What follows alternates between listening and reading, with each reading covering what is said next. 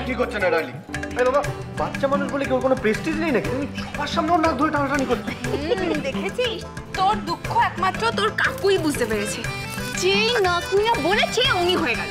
শোন, এখানে যদি তোর নাক নিয়ে কথা হতো না তাহলে তুই বুঝতে বুঝলি? আচ্ছা ঠিক আছে, তোরা এই ঝগড়া করা বন্ধ করবি এখন। ওই দেখ দেখ, ভয় পেয়ে কি হয়ে তাকাচ্ছে দেখ। ভয় পেও না। না না না, অত আটিস না বাবা, গায়ে হতো। আসলে এই বয়সে দেখ কত ঝগড়াই দেখলো বাচ্চাটা। আচ্ছা আচ্ছা, তোমরা ওকে বাচ্চা বলে ডাকা বন্ধ করবে? ওকে তো একটা নাম দিতে হবে, নাহলে দেখা রেগে যাচ্ছে কিন্তু। ও হ্যাঁ, তাও তো ঠিক। এই বিষয়ে কাকুমনি, তুমি একটা নাম ভাবো তো। না না, ও কথাটা খারাপ বলেনি। আমাদের উচিত ওর একটা মিষ্টি দেখে নাম এক্ষুনি সিলেক্ট করা। আমিও তো সেটাই বলছি কাকুমনি, আমাদের উচিত একটা, তুমি বলো কি নাম।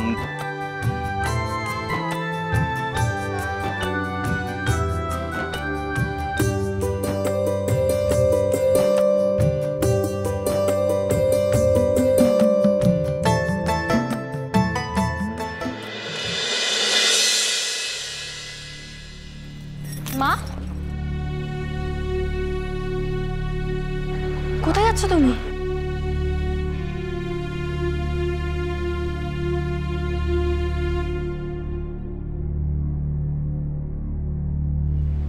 আমার যেবার ছুটি কনক।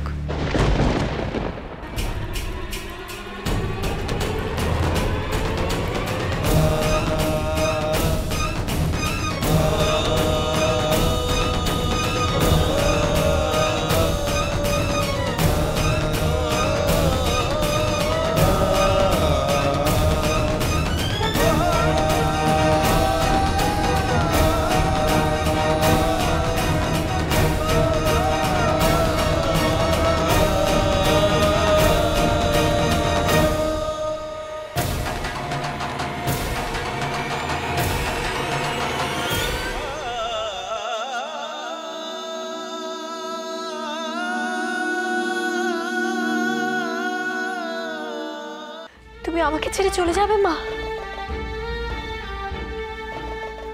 আমার কাজ যে ফুরিয়ে গেছে কনক, এবার আমার যাওয়ার পালা।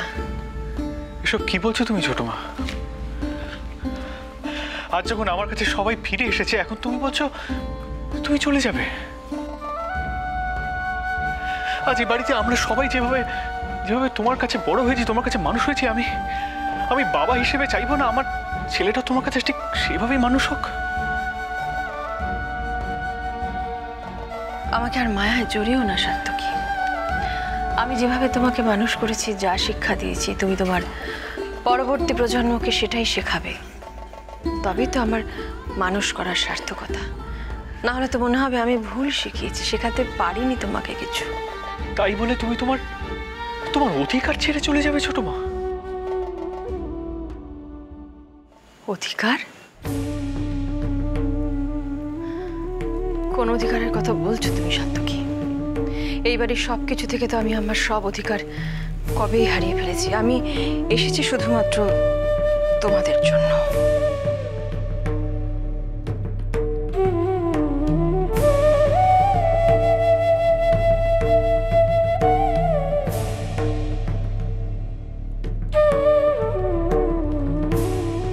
কিন্তু ছোট মা, সব তো মিটে গেছে।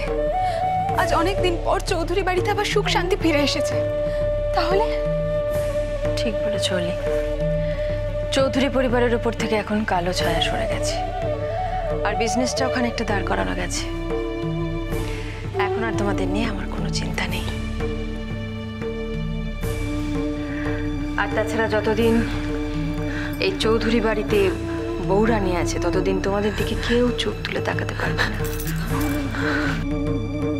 তুমি কি বলছো ইন্দু? তুমি কোথায় যাচ্ছ? কেন যাচ্ছ? ঠিকই বলছি মা। আমার বিশ্বাস কনক ঠিক সবটা সামলে নিতে পারবে।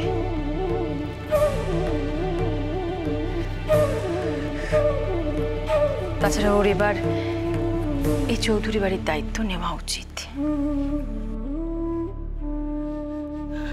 আমি কিচ্ছু চাই না মা, তুমি শুধু আমাদের সাথে থাকো।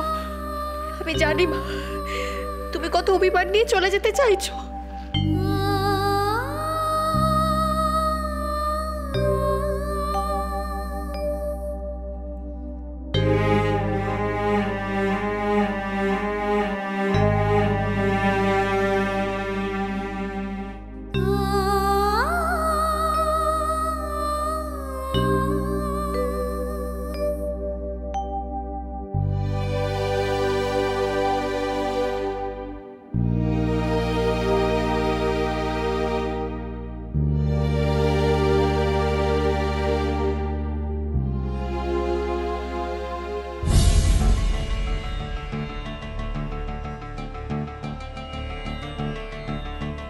দেখো ইন্দিরা, তুমি অলি সাধ্যকে মানুষ করেছো, আর সেই জন্য আমি তোমার কাছে কৃতজ্ঞ।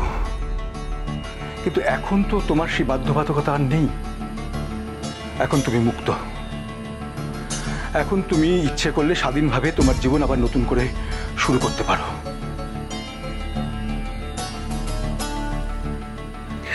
মা, তুমি তো বাবাকে জানো, তারপর আজ বাবার উপর দিয়ে যা গেল, তারপরে তুমি একবারও কথা বলবে না বাবার সাথে? নিশ্চয়ই বলবে বৌরানী।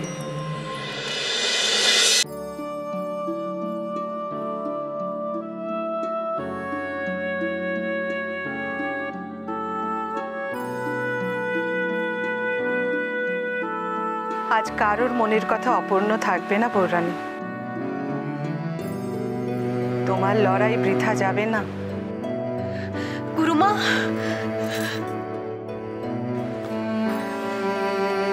থাক থাক মা, থাক। বৌরানী, আমি তোমাকে বলেছিলাম না, জীবনের প্রত্যেকটা মোড়ে তুমি আমায় খুঁজে পাবে। দেখো, আজ আবার তোমার কাছে চলে এলাম। আর ইন্দিরা, তোমার তো আজ সবচেয়ে গর্ব হওয়ার কথা, আর আজ সবাইকে ছেড়ে তুমি চলে যাবে। আপনি ওকে একটু বোঝান তো গুরুমা, আমাদের কারোর কথা শোনে না, নিজে যেটা ঠিক মনে করে ব্যাস শুধু সেইটুকু করে। ঠিক আছে, ঠিক আছে, ঠিক আছে। আজ রাখি পূর্ণিমা, বন্ধনের দিন, কোনো মনোমালিন্য নয়। কনক নিজের জীবনের ঝুঁকি নিয়ে, নিজের সন্তানের ঝুঁকি নিয়ে এই পরিবারের সুখ শান্তি নিয়ে ফিরে এসেছে, সত্যের প্রতিষ্ঠা করেছে।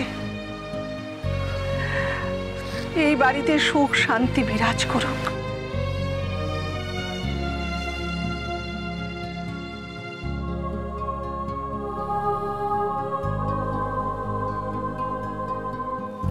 ঠাকুরপো, ঘরের লক্ষ্মী চলে যাওয়ার আগে আটকাও।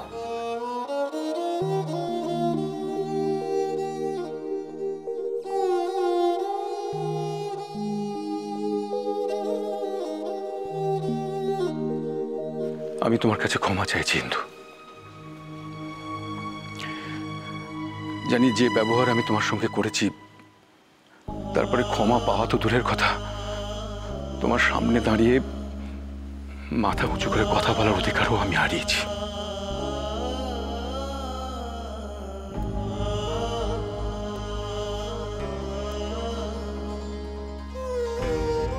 তবু আজ স্বার্থপরের মতন আমি তোমাকে অনুরোধ করছি ইন্দু, তুমি যেও না।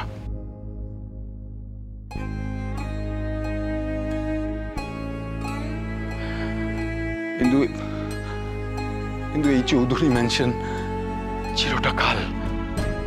চিরটাকাল তোমার আলোয় আলোকিত হয়েছে। আর আজ আমি বুঝতে পারছি যে তোমাকে ছাড়া আমার জীবনটাই অর্থহীন।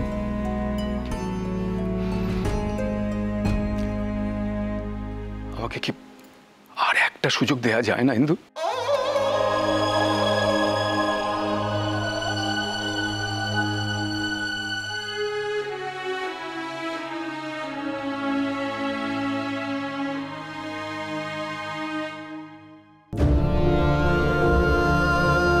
ইন্দু প্লিজ, আমাকে ছেড়ে তুমি যেও না।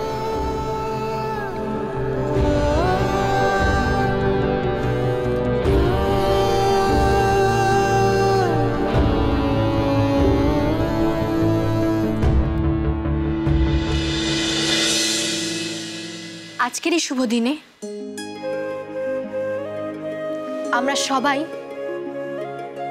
মাকে তার সম্মান ফিরিয়ে দিতে চাই। একদিন সবার সামনে বাবা যে সম্পর্ককে অস্বীকার করেছিলেন, আজ তার পুনঃ প্রতিষ্ঠা হবে। আজ আমরা সবাই বাবা মার আবার বিয়ে দেব।